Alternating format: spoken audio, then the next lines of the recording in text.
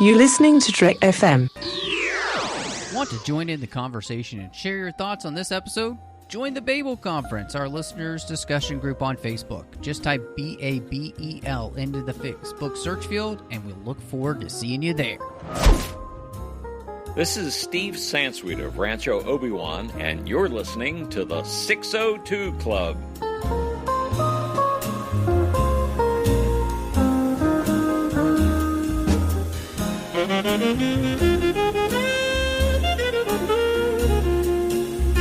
One, 2, 3 o'clock, 4 o'clock, rock. Oh, wait, wrong show. Welcome to the 602 Club. I am just one of the hosts here, Matthew Rushing, and with me, I couldn't finish that song because we'd have to pay for it, but my co-host, Christy Morris, it's great to have you here at the Sock Hop. How's it going? Sunday, Monday. Okay, I'm going to stop.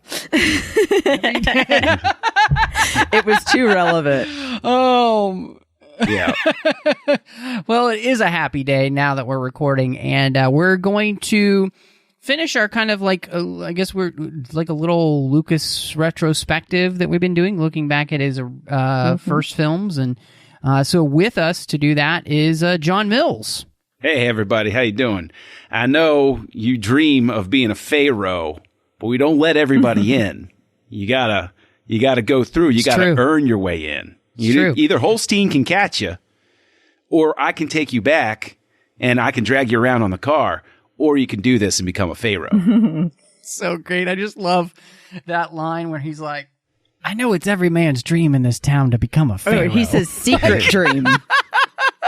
Secret dream is to be a pharaoh. Yes. Oh, it's so great. So great. Oh, well, we're going to have a blast, I think, talking about this one, and definitely back to some simpler times. But before we get into all of that, just want to thank you so much for joining us here in the 602 Club. Of course, you can find us wherever you get your podcasts. If you're on Apple Podcasts, give us a star rating and review.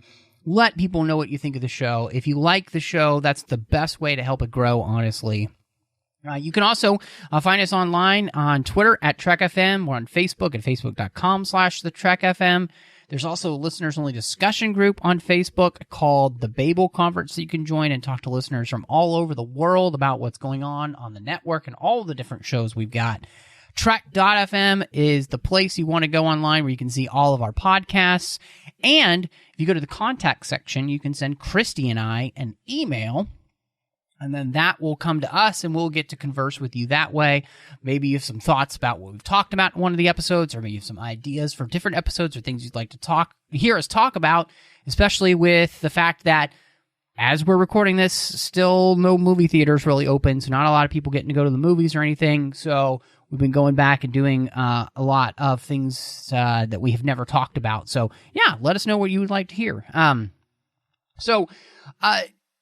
Something that was really interesting, John, we talked about last week, the history of the first movie that George did, THX 1138. And it was really interesting for me because, with this movie, it's not so much just like history, but like this movie has a lot of inspirations that are also very personal to George, and I think that's one of the things that make this movie so interesting to me, because all of the main characters that we get are parts of who George Lucas is as a person, and this was basically George's life growing up in California as a teenager. Like, this is, in so many ways, maybe his most autobiographical film, and what it was like for him to grow up in California as a teen. Yeah, no, absolutely. I mean, the thing is that the film sort of owes its existence arguably to like Easy Rider, where Universal has this unexpected great success, and they say, okay, you know what? They make a commitment. They're like, we're going to make a bunch of films cheap. We're going to get these young directors out there. We're going to give them Final Cut. Although there, of course, with with American Graffiti, there's a dispute there with Lucas as well, and he later gets to restore and everything. But so, he's riding this wave of young filmmaker that's been energized by Peter Fonda. And So he rides in with this. And I think that, while you're talking about inspiration, I think that it can't be overstated exactly how influential American Graffiti is and was and all of that sort of thing. It's really interesting because there's a timeline where Lucas doesn't do Star Wars. And this is his signature film. And what's amazing is if this were his signature film still, his most accessible, his most successful and stuff like that, it's still a tremendous achievement because, like you said, this is just him being very, very autobiographical. But at the same time, he's bringing in so many people around him, people that are going to become lifelong friends and collaborators that are going to have behind the scenes work that contribute to Star Wars, that contribute to other films that he does, that are influences on him in terms of how he puts things together. I think that American Graffiti, aside from being autobiographical for him, is hugely pivotal in the direction he takes as a filmmaker. I really think that this is where he figures out what works and what he's going to do going forward. Yeah, I 100% agree. And even though this was my first viewing of the film, I had definitely heard of it before plenty of times. And I don't know why I just didn't get around to seeing it until now. But, yeah, I mean, you can tell absolutely that before with THX, he really, it was his first major venture. It was something that he felt like was an important piece. And I do think it was because of all of the things we discussed before, but also that it was something that, people found really jarring because he said himself even that people like to sometimes go to the movies to escape the depression of reality. And, I was firsthand the person that felt like after watching THX that I was more depressed. So, American Graffiti is a stark contrast to that in tone, and it helps by bringing in that nostalgia of people from, his age group that would be looking back on those golden years of their lives. I think that it really makes him note that for the future, yes, it's important for your films to say something, but also to be more of an escape for people and have a deeper meaning in that way, not just like a cautionary tale. Right. And I think that you're absolutely right, especially in the aspect that when he's looking back in this film, it's no accident that it's set before Kennedy's assassinated. Right. This isn't just the sunset of these characters. This is the sunset of that age of innocence, that such a tremendous psychological shock. I mean, Kurt wants to work for Kennedy, and Vietnam hasn't happened yet. And all of these things, it really does capture, you can see why a film like this coming out in the early 70s strikes such a chord, because there are so many people who, it's almost like this type of film speaks to the idea that the happiness of my past was not a delusion, that it actually was happy. Yeah. That I actually had a good time, because it's so easy in the aftermath of life. You take a couple of different steps, your job isn't quite what, all of that stuff. You can look back and you can sort of wonder, well, maybe my life never really, and it's like, no. There's good mixed in there, no matter where it goes. Like there is good that has been there. And even if it fades, even if the sun sets on it, there's still a sense of, it's a touchstone. It is something that is, what people can reconnect with and reconnect through. Yeah, I think, you saying that, John, is so interesting because, that's one of the things that Coppola actually kind of really challenges Lucas to do in the first place. Like, one of his inspirations for doing this is Coppola's like, hey, I want you to write a film that's going to speak to mainstream audiences, because George is in that.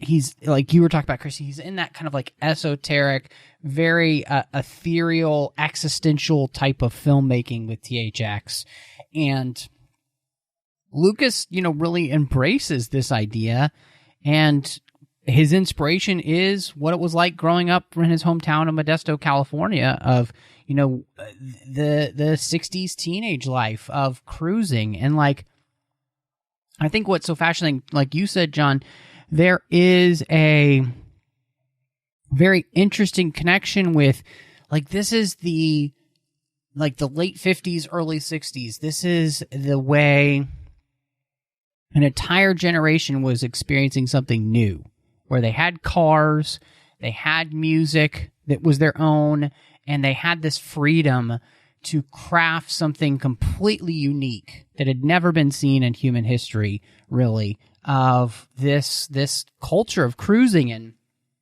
this way of dating and everything that, again, this has not been done before in human history. You know, this is all new, and it's very, I mean, looking back on it now, we think, oh man, how quaint, like how pedestrian all of it is, like how low key it all is. But for them, this is revolutionary.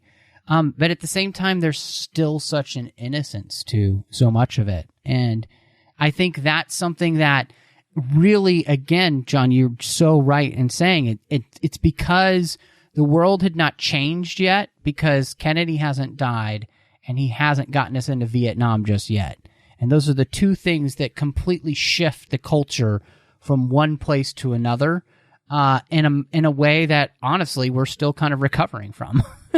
Yeah, and there's also, in terms of speaking to that innocence, you have, you know, we made reference to the Pharaohs before, and the Pharaohs they're the local toughs. They're the gang, and their crimes are what you could classify as existential crimes.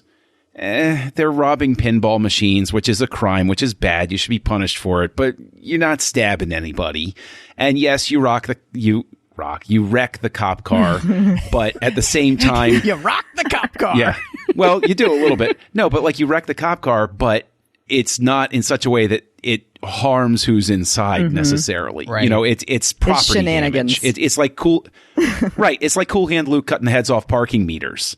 Yeah, okay, it's a crime, but you're not. Okay, you know, we can this is something we can recoup from pretty easily. And the thing is, like, it very much speaks to a specific type of experience. It's a specific type of lifestyle that Luke has had that maybe not everybody has.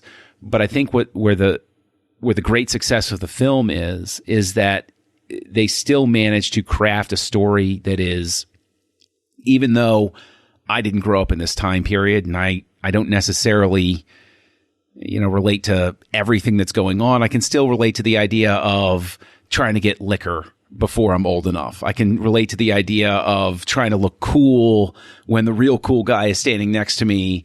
And, you know, just this idea of you know, love and heartache on this big operatic, tragic scale, when you just want to look at Steve and just be like, dude, you're a teenager. Okay. Chill out a little bit about everything. Okay. Just, you know, and then, but Kurt's also like too heavy, and you want to say the same thing to him. It's like, stop thinking so much about it. Just, you know, get out there. I think it's very interesting as well that, except for the very end where they're saying goodbye to Kurt and he's getting on the plane, the one parental type of unit that is presented in a positive light, a truly positive light, is Wolfman Jack.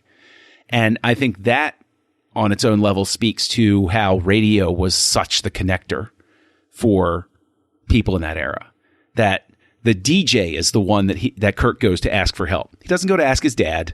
He doesn't go to ask the head of the Moose Lodge. He goes to a complete stranger just because he hears him on the radio.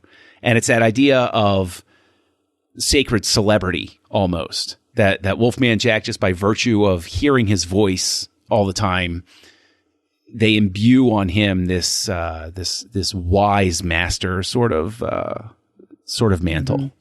Yeah, I mean, that's a great point, because, you know, that's another one of the inspirations of Lucas, with this whole fascination he has with Wolfman Jack. And I think one of my favorite things about the film is that part, like you said, John, where you kind of see Kurt doesn't have anyone to turn to. Like, he's not turning to his friends either, you know. And he's turning to the one place who can kind of like get his message out there. Like, you think about it, this is way before social media and all those type of things. So the only way he has to get his message out there is to go to the radio station, and hopefully he can get this out there so he can meet, this T-Bird driving blonde. And it's fascinating. And I think the thing that I love is the way in which Lucas, he crafts these different characters. So you have Kurt, and you have John, and you have the Toad, and that each one of these guys is a representation of Lucas at a different point in his life. And so he's really, like he mentions the idea of like Toad kind of representing his more freshman years, really not lucky with girls. He's got his racer life, where he's racing cars just like John, and kind of thinks maybe that's going to be his entire life. He thinks he might be a race car driver.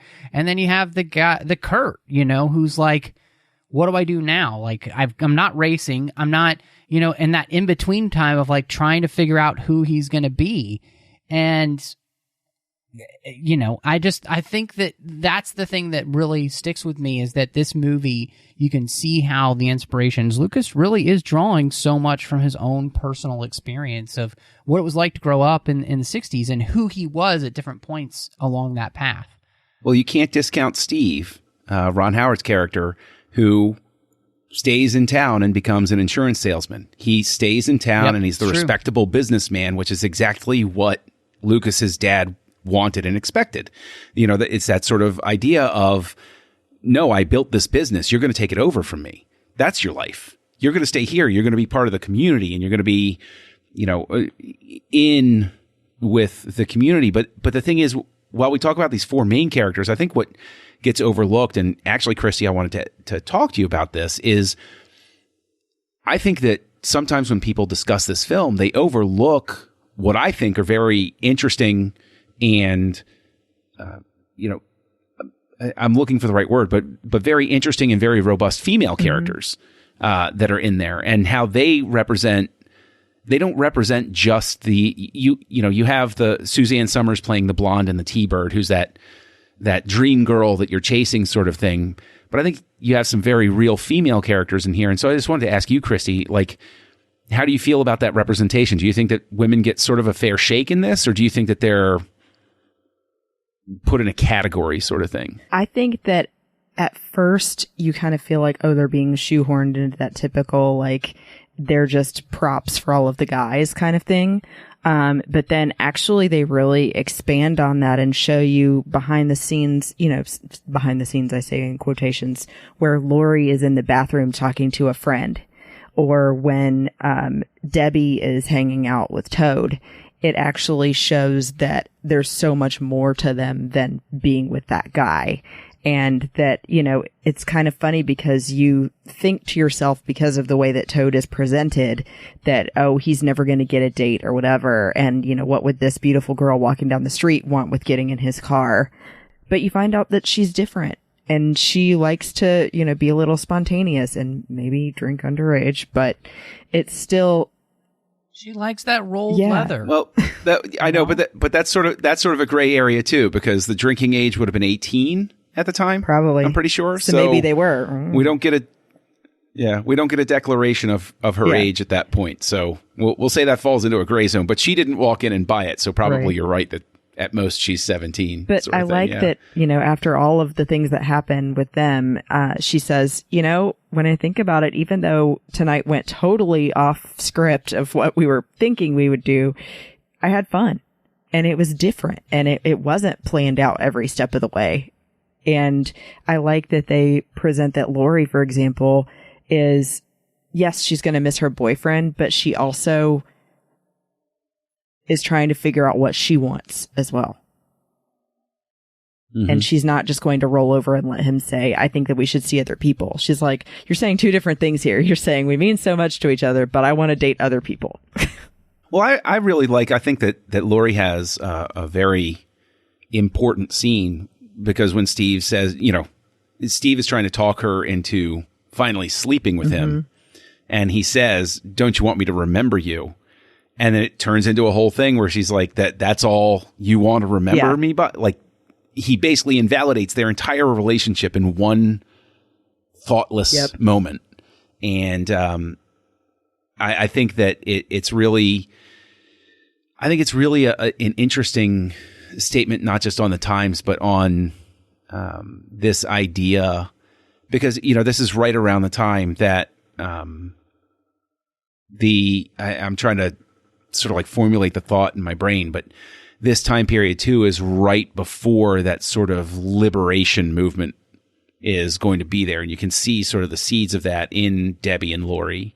And even the fact that Debbie is dealing with an obvious stereotype about who she is, with basically guys walking by and insinuating her lifestyle and everything. And because she simply lives the type of life that, say, a John Milner wants to live, people are much more harshly judgmental of her than they would be of him going around and hooking up with different people and everything like that. And it's just like, it's one of those subtle things that I think is really interesting. It still seems to be a presumption, that guys who have a lot of girlfriends at that age are considered cool and like, oh, he's a player, but he's awesome. Everyone wants to be like him.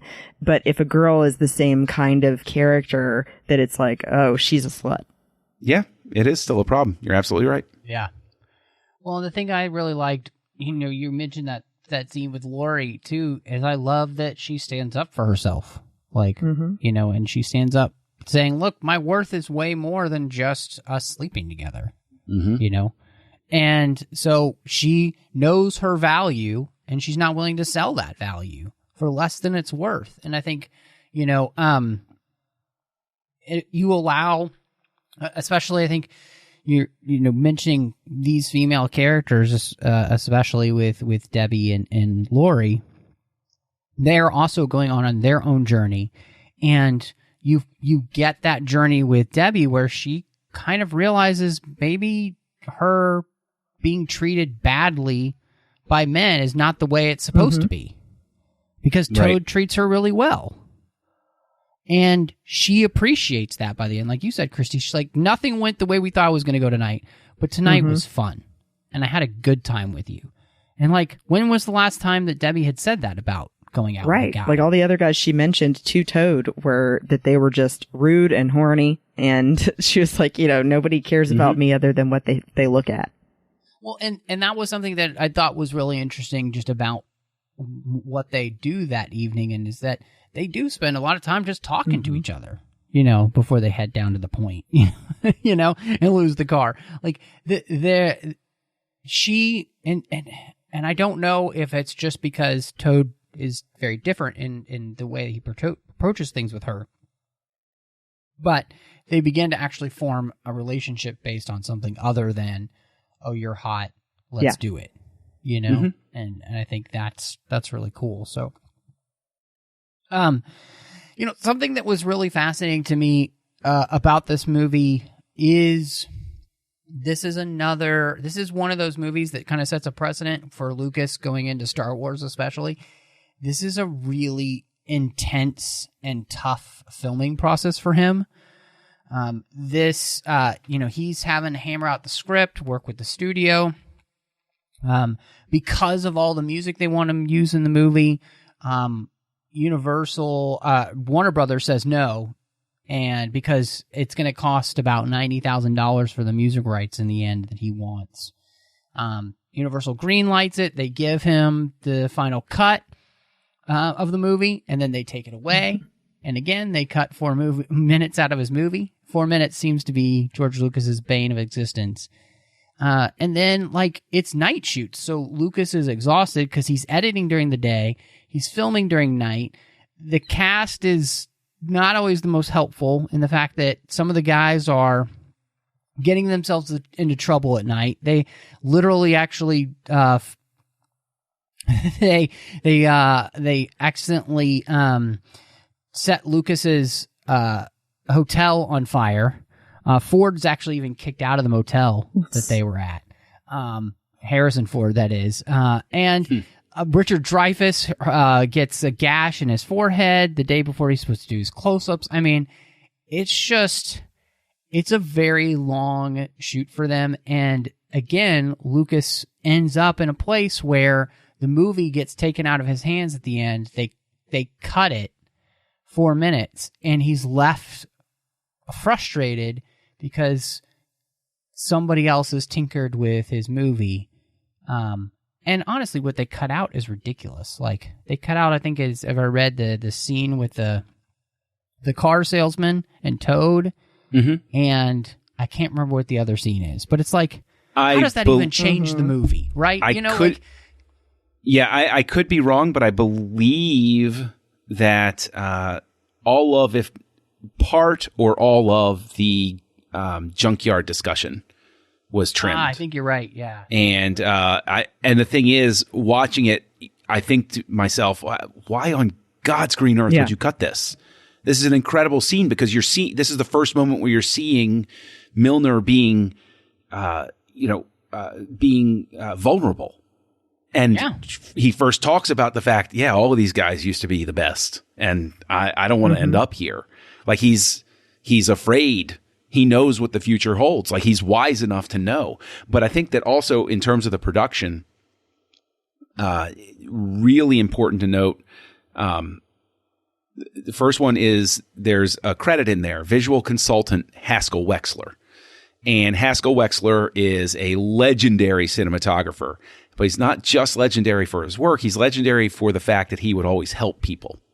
And Wexler was doing his own work, and they were having a hard time figuring out how to do the low light so that it looked, because Lucas's style is, I'm a documentary filmmaker. I want it to be natural light. I want to do all these things. I have to light really low. And Wexler was the one who came in and sacrificed his sleep and said, okay, all right, I'll help you out how to figure out the lights and everything, get this to work and everything like that. And then in terms of the music, Walter Murch is back, sound montage. And this is, again, a film where its use of sound and its soundtrack is incredibly pivotal because it wasn't just cost, but there was a lot of skepticism about a film working without any score, no theme, no nothing, just period music. And it works perfectly, and it works brilliantly. And I think you see the repercussions all throughout the rest of film, all the way up to and including the fact that Reservoir Dogs, Quentin Tarantino's first film, you hear K. Billy's super sound of the 70s through the whole thing. And Tarantino's signature is essentially using, period music or just music that, from the type of films that he enjoys and stuff like that.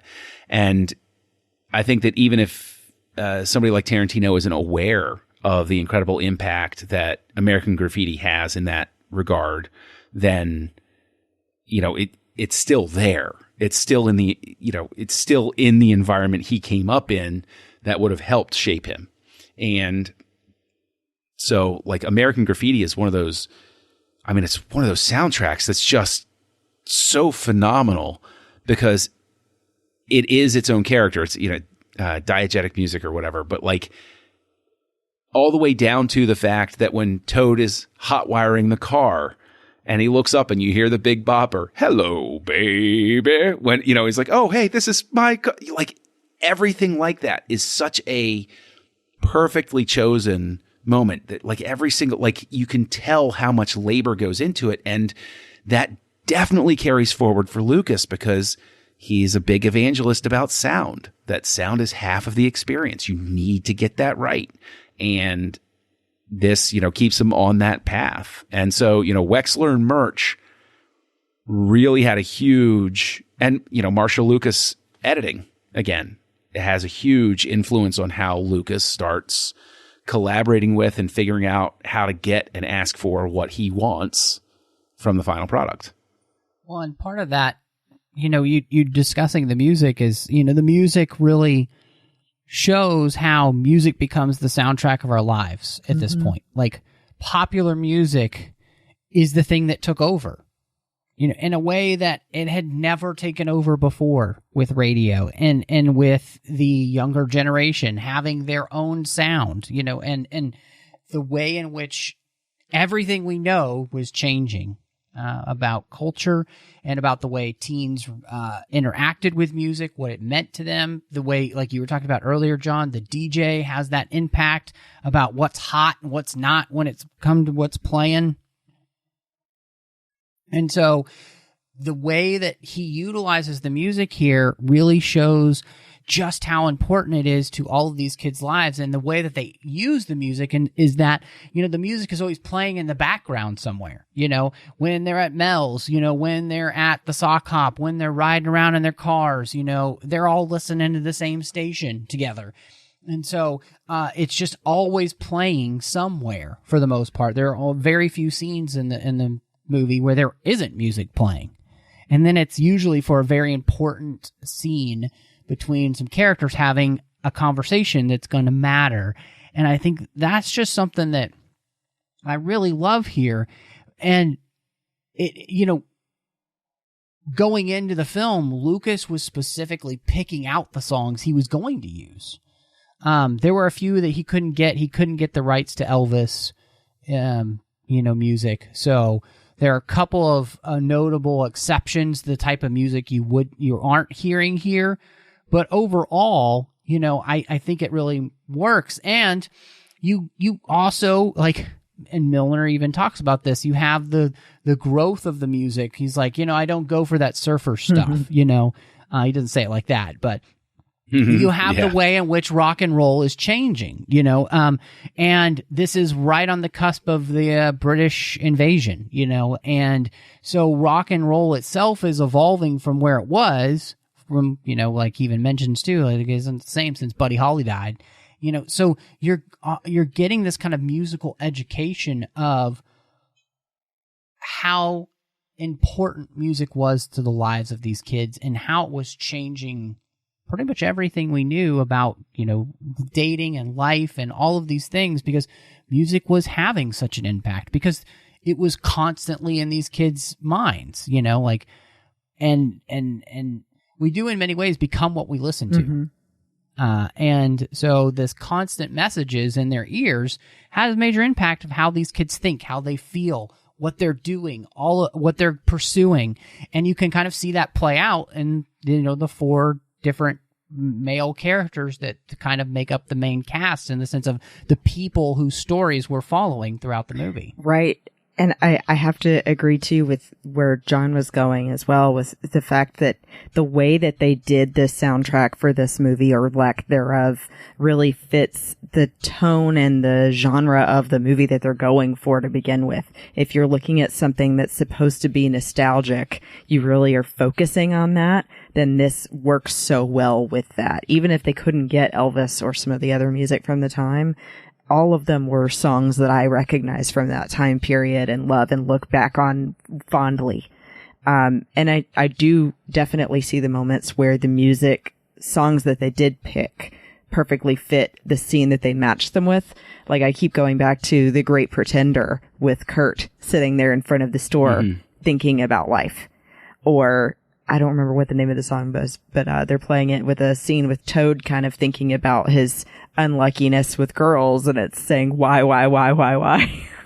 Yeah, I wonder why. Yeah, as we're talking about, the lack of Elvis, it's one of those things where I almost think that is a beneficial thing, because Elvis is such a strong cultural touchstone that anytime you hear it, it takes you out of that experience and you focus on Elvis as opposed to what it's trying to underscore. There are a couple of times where it's been used exactly right. For instance, the remix of A Little Less Conversation in Ocean's 11, right? That's pitch perfect, but it's also a spin on Elvis as opposed to just a straight up Elvis song. But I think also what this soundtrack can really speak to as well is, we're sitting here talking about how this is a shared cultural experience, is one of the things that I think makes this accessible, even if somebody didn't grow up in suburban California racing cars and stuff like that. Even if your experience was different, the music was the same. So you could pick up from here and fly across the country to New York, and people were hearing that music too. People were hearing that music in Florida and in Chicago and in Seattle and all of those different places. And there's almost a sense of, on my own end, things are so scattered now and so instantaneous and so short-lived that I think it's really interesting that there doesn't seem to be that same sort of musical glue. And it's interesting because I would almost want to look at it and say, is there some sort of a line of progression where you could go and you could see that waning, and when did that switch happen? Because when I was coming up, music was still incredibly important and universal. And whether you were hanging out in Baltimore or hanging out in Philly or hanging out in Tucson, everybody could say, hey, the new song, and everybody knew that song and it was all plugged in. And I don't see that as much. I don't know if that's just because I'm not as plugged into the culture anymore, but it really seems that this film winds up being durable because you can see something that endured for a very long time. And now its time seems to have passed. And it's odd. It's disorienting.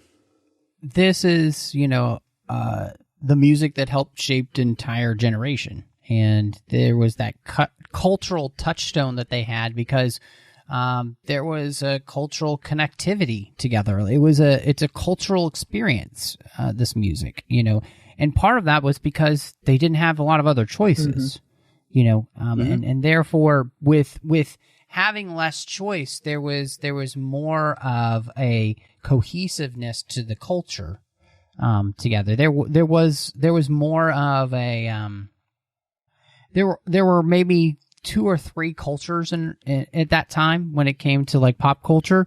Now there's like a trillion.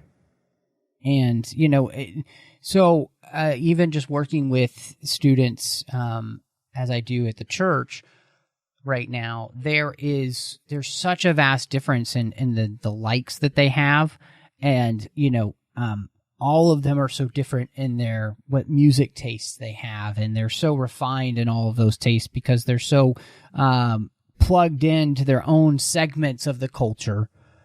There isn't that kind of overarching culture that we all have, the shared culture. It's gone because there is no shared culture anymore because nobody has to choose between just one or two. They have, thousands to choose from, and you don't even have to buy a whole album anymore. You just buy a song, so. Right. I think that's a huge thing. I've been an old man sitting on the porch about that one for a long time. Whatever happened to my classic albums? What about 2112 by Rush? Yeah. That was an album.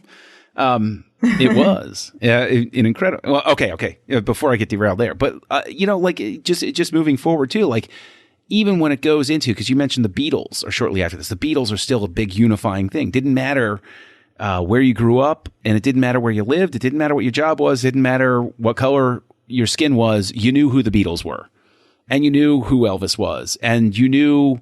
And it just sort of like split over time, but everybody knew who Michael Jackson was in the 80s. Right. Michael Jackson was the king of pop because everybody knew Michael Jackson. There wasn't anybody who didn't know Michael Jackson.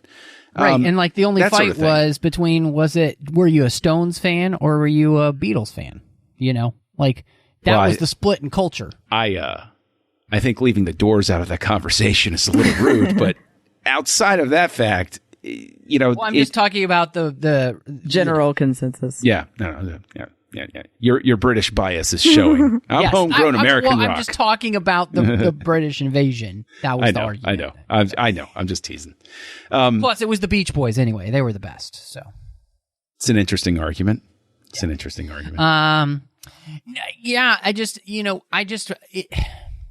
I think this conversation is fascinating too because we do.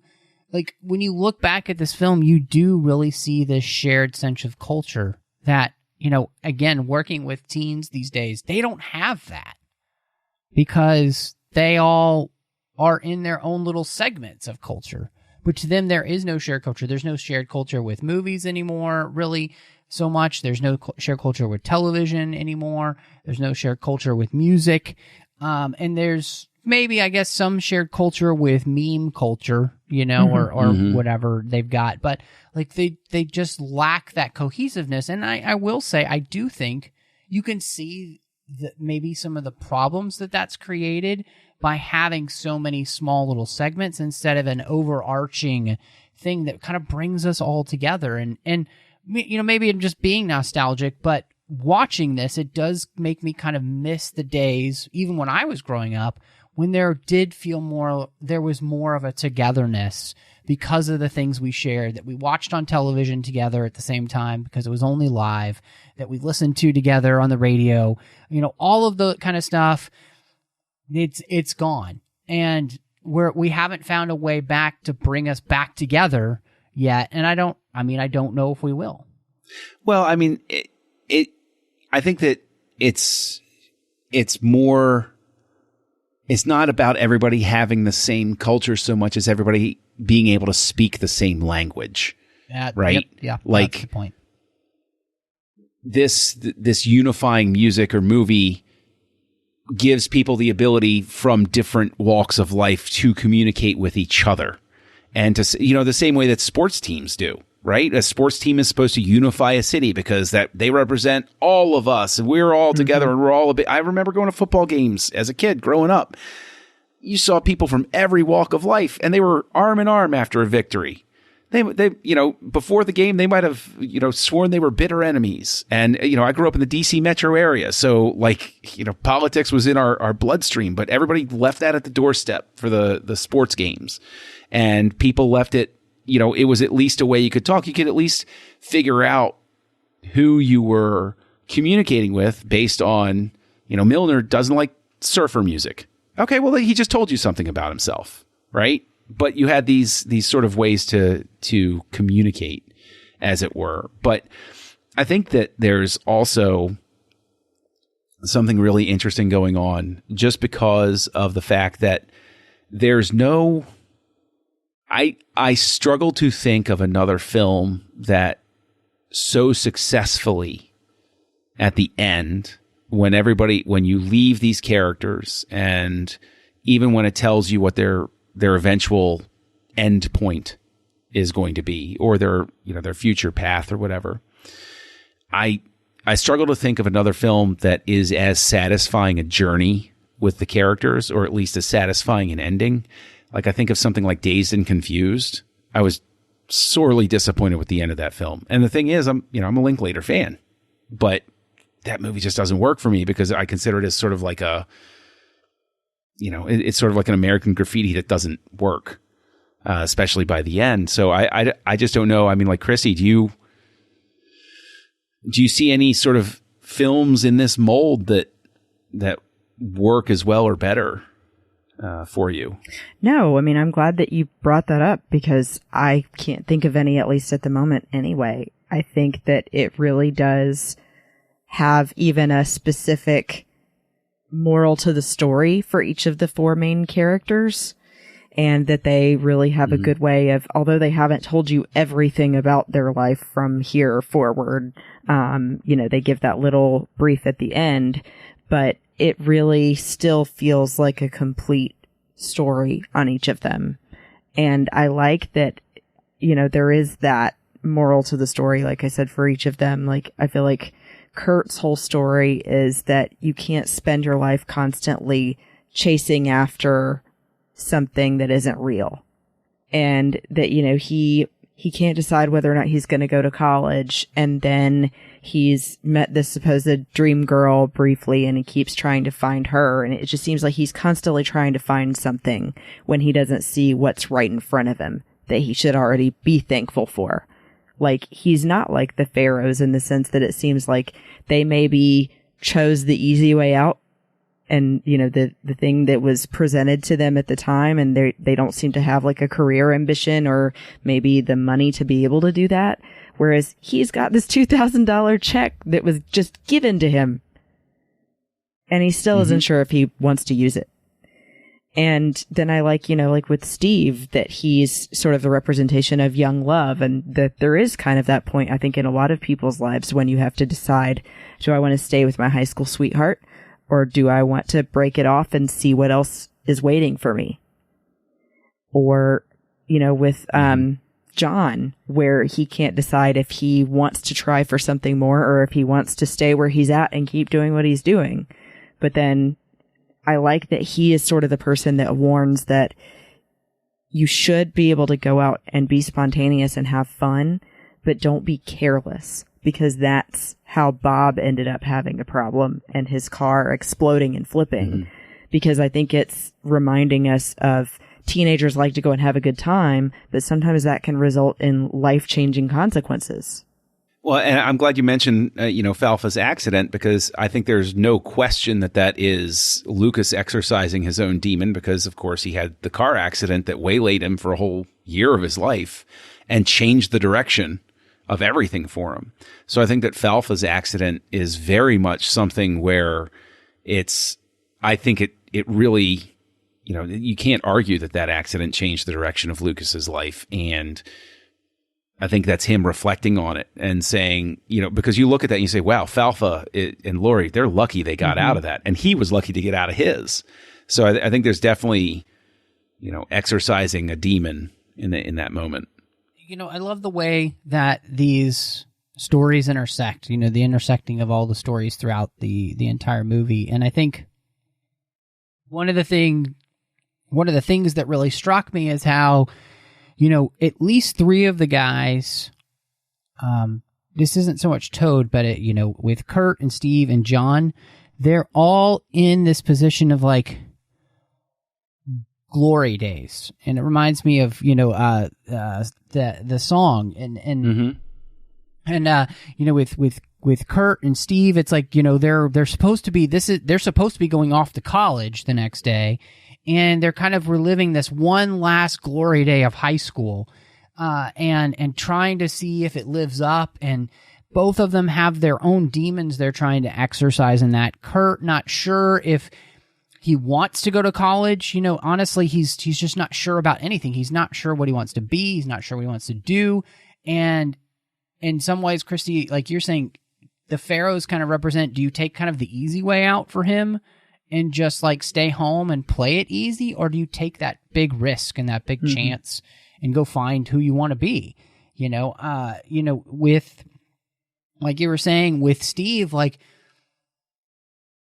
do you search for something else, or have you already found what it is that you've been looking for?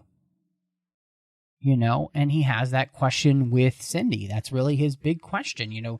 Do I go sow my wild oats and then hope she waits for me? Or is she really, truly what I want? Am I ready to make that choice? And then you have, like, I feel like, you've got John, who's this guy who's kind of stuck in this rut of being the exact same person he probably was 5 years ago. He's already graduated. Yeah. He's past high school. And now he's just the guy driving down the strip that everybody's trying to beat in the car. And he doesn't really have a future. But you see a hint of the fact of his hanging out with Carol the whole night, which is probably my favorite part of the story, because I think in many ways it kind of opens him up a little bit to the aspect of, maybe I want more from life than just this. Maybe I actually, he spends all that time with this little 13-year-old girl and he teases her all night and he gives her a really hard time. But I think there's a part of him that maybe thinks, maybe I want this. Maybe I could possibly want to be a dad. Like, maybe I want a life beyond just racing cars. Like, so I thought that was really, really fascinating. These three guys kind of having this existential crisis of, like, who do I want to be? And, in the end, that's the big question of our teenage years. Who would I want to be? Yeah, I'm presuming, I know, Christy, especially, you definitely haven't seen more American Graffiti, the sequel that came out to I this. have not seen it, so. Okay, don't. I'll wave you away. It's not a total disaster, but it's not great. But just as a spoiler in that you do get to spend time with Milner before he's killed in the car accident, and he actually is making a go of it on the racing circuit, sort of thing. But getting back to the relationship side of it, in terms of things being autobiographical, one of the things I really enjoy about going back and seeing both THX and American Graffiti, and of course we know the next one is Star Wars, is when you look at THX and 1138 in quick succession, you see how you throw these in a blender and you get Star Wars. You can see exactly it's a straight line through. And then another one of the reasons I enjoy watching these films is because I think that you see, and this is all due to my friendship with Mike Schindler having this obsession with double features. But if you were to line up 3 days of double features, it would be THX and Phantom Menace, American Graffiti and Attack of the Clones, the original Star Wars and Revenge of the Sith. And you see that same sort of autobiographical march about Lucas, and you have the big, broad philosophical statement. Then you have teenage years trying to figure out what to do with your life. And then you have, the big epic, if you will, the big, spanning epic. But you also see, and trust me, I'm bringing this back to American Graffiti. There was some point at which I suddenly figured out that the prequel trilogy is Lucas's autobiographical retelling of his life. And because you have this wunderkind who shows up and great things are expected of him. And you have THX 1138. And then you have this teenager who doesn't want to grow up, but he does. He wants all of the benefits of being grown up, but he doesn't want to stop being a child yet. And he's torn and he doesn't know if he's in love or not and all of these things. And that's, and you pair that up with American Graffiti. And then with Star Wars, you have the big technological, hero's journey sort of stuff going on, and this resolution. But when you look at these films, the prequels are Lucas's very long form, especially in Revenge of the Sith, apology, I think, to Marcia Lucas in some sort of way of accepting it and saying, I see where things went and I know why things turned out the way that they were. Apology might be a strong term, but I think it's definitely him talking about those sorts of things. And where I bring that back is in terms of the relationship of Steve and Laurie. I think that we have some sort of small autobiographical tell of what's been revealed in later, behind the scenes books and everything, that Lucas and Marcia had something of a fiery relationship. They were in love. They worked well together, but then when they had arguments and they had disagreements, it didn't go great. And eventually they grew apart. And you can't help but have this feeling at the end that even though Steve and Laurie wind up together, they're going to regret this. Mm-hmm. That this accident that scares her into saying, I want to be with you, Steve, never leave me. And Steve saying, no, I'll never leave you. I'm going to be with you forever. You can't possibly project a happy marriage out from that moment.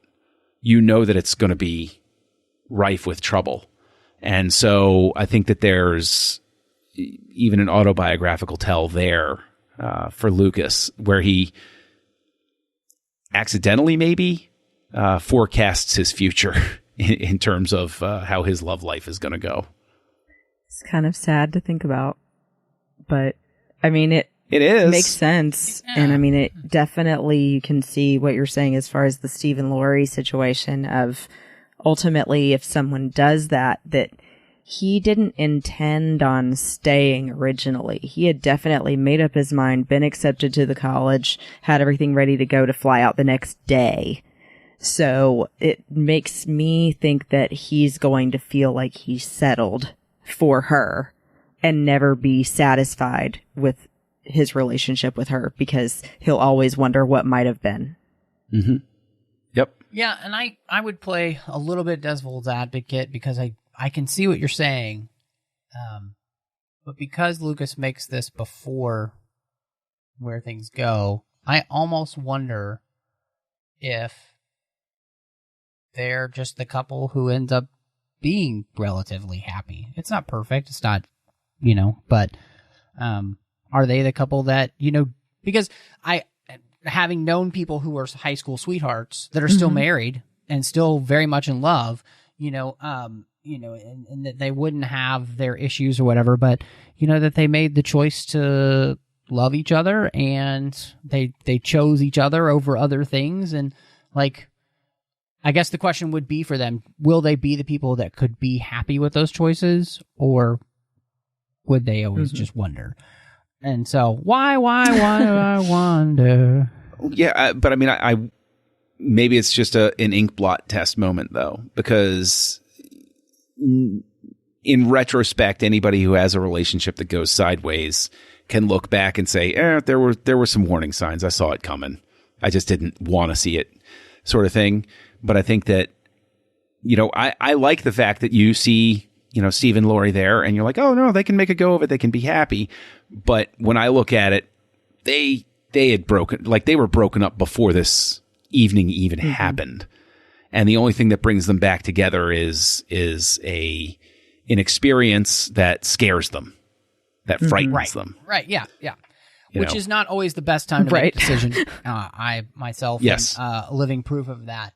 But at the same time, the kind of like near-death experience that she has and that he witnesses, does that give them a moment of clarity, or is it just fear? And I think that would be the question of their life, So where it goes is really interesting. I think it's interesting that we see the breakdown of these four guys and where they go, and the fact that, Milner dies in a car crash, killed by a drunk driver. The fact that we see Toad, he's lost in action in Vietnam. And then you've got Steve, and he's an insurance agent and doesn't say anything more than that, but it doesn't insinuate that he's unhappy or happy. It just, and then Kurt is a writer in Canada. And presumably a writer in Canada to have dodged the draft, I would be willing to guess, based on Kurt's personality type. Very, very interesting look at these four men and where their lives go off the choices that they make. But it does, I think it just kind of leaves you with the different ways in which, and what I think is, I wonder, to me, since this movie is so autobiographical for Lucas, is that does he not maybe see his life playing out in one of those four ways? Like that his life could have gone any one of those four ways. Sure. And in many ways, he basically ends up being Kurt, right? In the end, because he's the creative.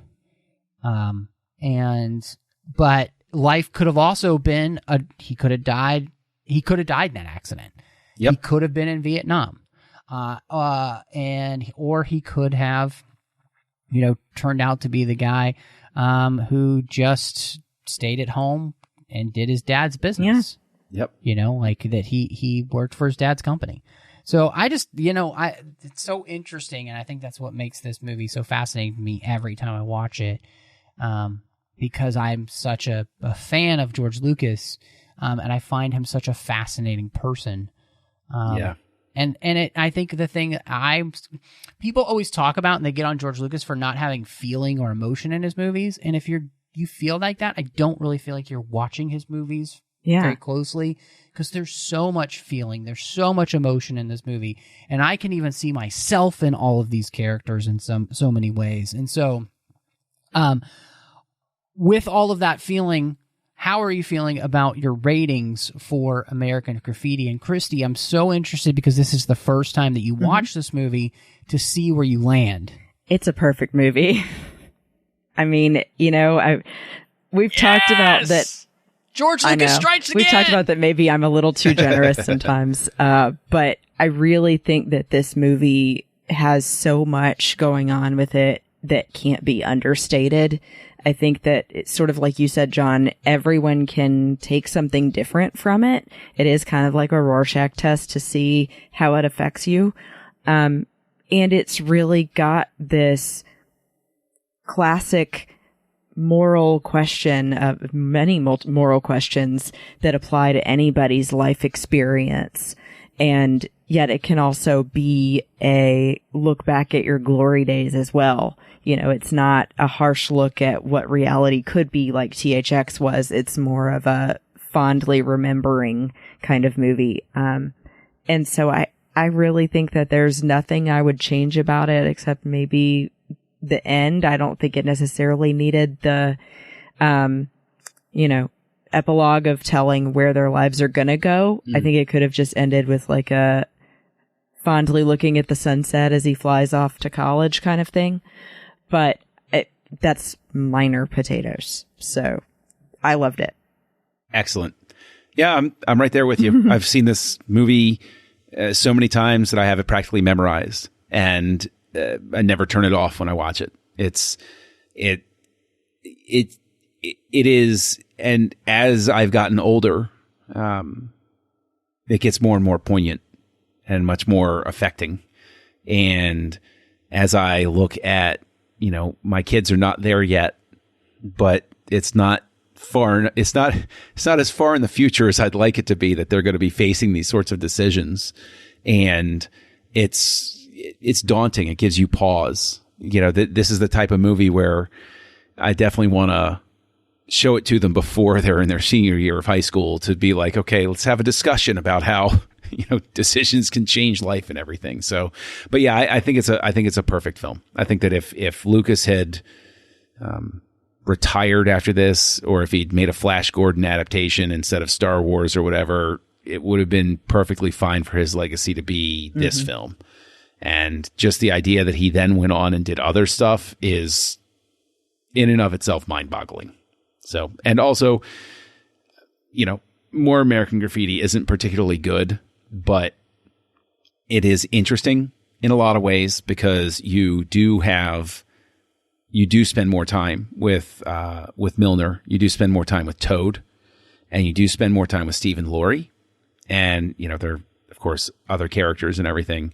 And there's a twist on Toad's story. Even then, Lucas was being a little Clone Wars, little point of view with people's lives and their stories at that point. But I won't spoil that. But do you spend more time with Harrison Ford in a cowboy hat? Not in a cowboy hat, but he does make an uncredited appearance at one point. And if you're watching for him, you know it's him. But he's in there. First saw him, but it's very when I first saw him in this film, I have to say too, I was just like, oh, swoon. You know what?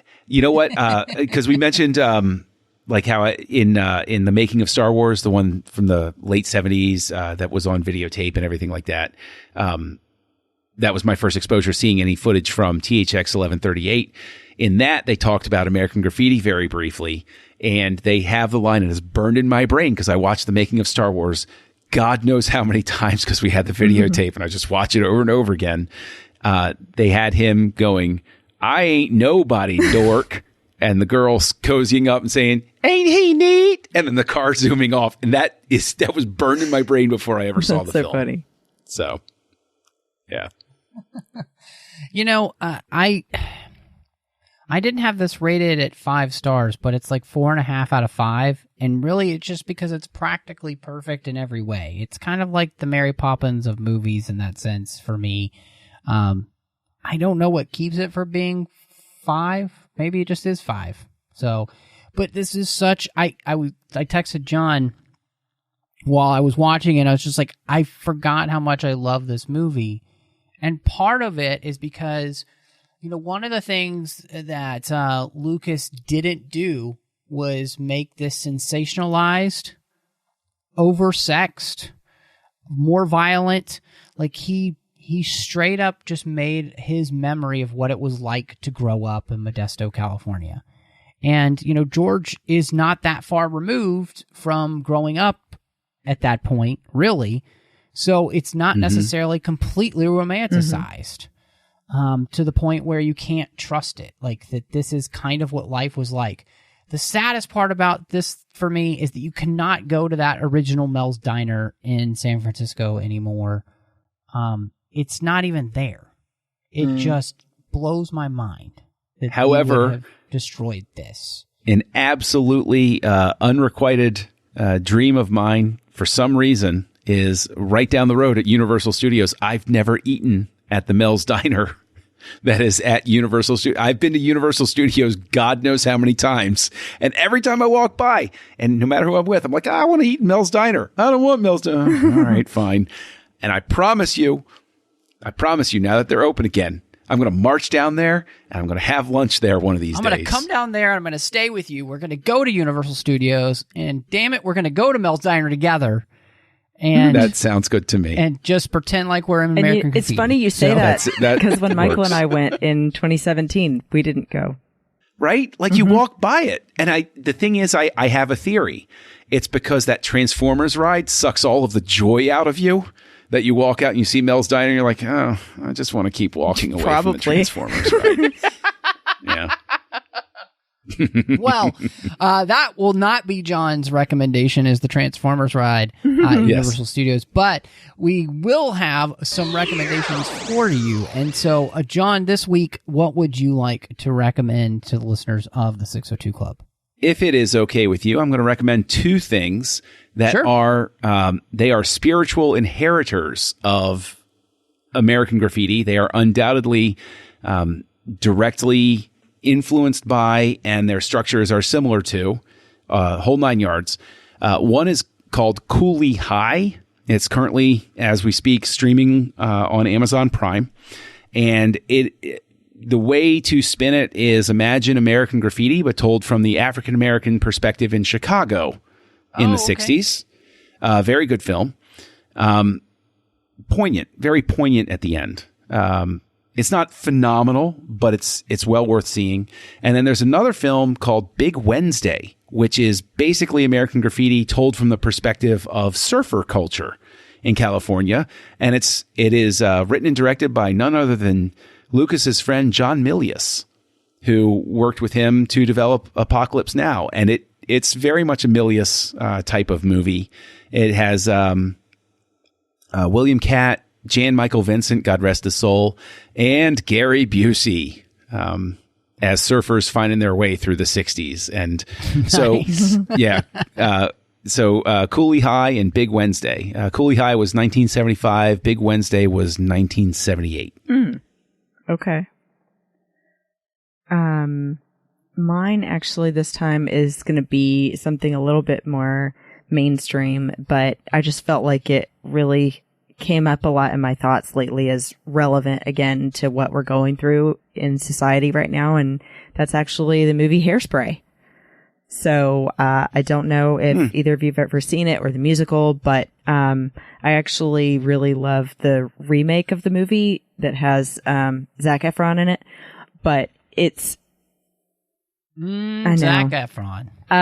But it's really great because it comes across as just going to be a silly, shallow kind of film and show, but it ultimately is about integration and about how TV in the time of that was very color driven, and that it ended up finally coming to a better place, but that it's something that we always need to look back and remember so that we can see where we came from, and that we don't want to be in that time frame again of people feeling like they're less important than another race. And I think that it's really beautiful how you can kind of see yourself in the character of Tracy Turnblad, at least I do, of like the eternal optimist of like, well, everybody should matter, and that, you know, we're all going to be there hand in hand trying to make things better. And that not everyone thinks that way, but that's ultimately the goal. And it's got beautiful music. Queen Latifah actually is in this one and sings. And John Travolta dresses in drag. There you go. Worth the price of admission alone. I highly recommend it. I'm going to recommend something. I've been getting back into Spielberg films, and part of that is because I just watched a documentary on HBO Max called Spielberg, and it's a 2.5-hour documentary about his life and his films. It's got, you know, people like George Lucas, Brian De Palma, Francis Ford Coppola, Tom Hanks, all, so many people that have been in his films, discussing his work, along with Spielberg getting very personal about himself and his life and his Judaism and his faith and his family. And it's just really, really good. And you can see, as he kind of talks about what kind of influences almost every single one of his films, you can kind of see that play out.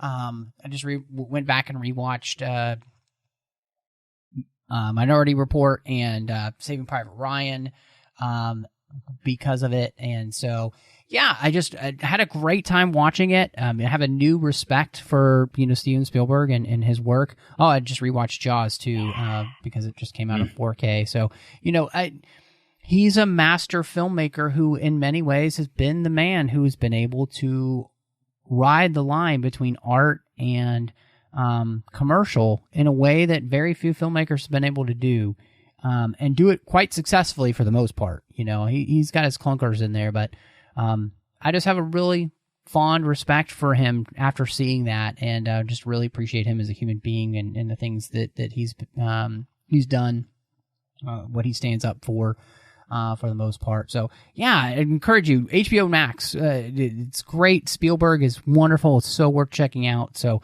hopefully you will. John, it's always a pleasure to have you back in the 602 Club, and for us together with Christy to be able to talk through George Lucas, which is our man. It's been really a joy to have you here to do that. But if people want to catch up with you, see what you got going on, where can they find you? Well, nobody wants to catch up with me, but if they are so possessed to try to, it is Kessel Junkie on your social network of choice. I think I'm more fun on Letterboxd than anywhere else. KESSELJUNKIE. And you can find me actually over on the nerdparty.com regularly, appearing on a show called Aggressive Negotiations, a Star Wars podcast with you, Matthew Rushing. And it's actually a pretty good podcast. That's all right. It's all right. I mean, one of the hosts is pretty smart, but like the other one, I don't know. Yeah. I mean, and one has good hair and the other doesn't. Yeah. So. That's hurtful. Okay, listen, you just crossed a line, buddy. You just crossed a line. This is right. Best buds. And you can find me, of course, on Instagram and Twitter and TikTok at Bespin Bell. And I do a couple of other shows aside from 602 Club. I do a show called Sabers and Spells with my friend Teresa Delgado on the Skywalking Through Neverland network, where we talk about Star Wars, Harry Potter, anything under the sun. And we'll have a new surprise soon. And then also I do a show once a month with friends called Planet Leia, which is 5 women from around the world talking about Star Wars. And that's on the Fantha Tracks network. You can find me on Twitter, Instagram, Letterboxd, and Vero under the name Matt Rushing02. Of course, I'm here on the network doing The Orb with Chris Jones. When we get a chance, we get together and talk about Star Trek Deep Space Nine. Aside from Aggressive Negotiations with the lovely John Mills, I also do on the Nerd Party Network Owlpost with Drea Kaufman, and we're talking about Harry Potter each and every week, one chapter at a time, and we're in the Deathly Hallows, so it's so cool that we're making our way through the last book. I also do cinema stories with my good friend Courtney, and we talk about films through the lens of faith. But everyone, thank you so much for joining us. And y'all come back now, you hear?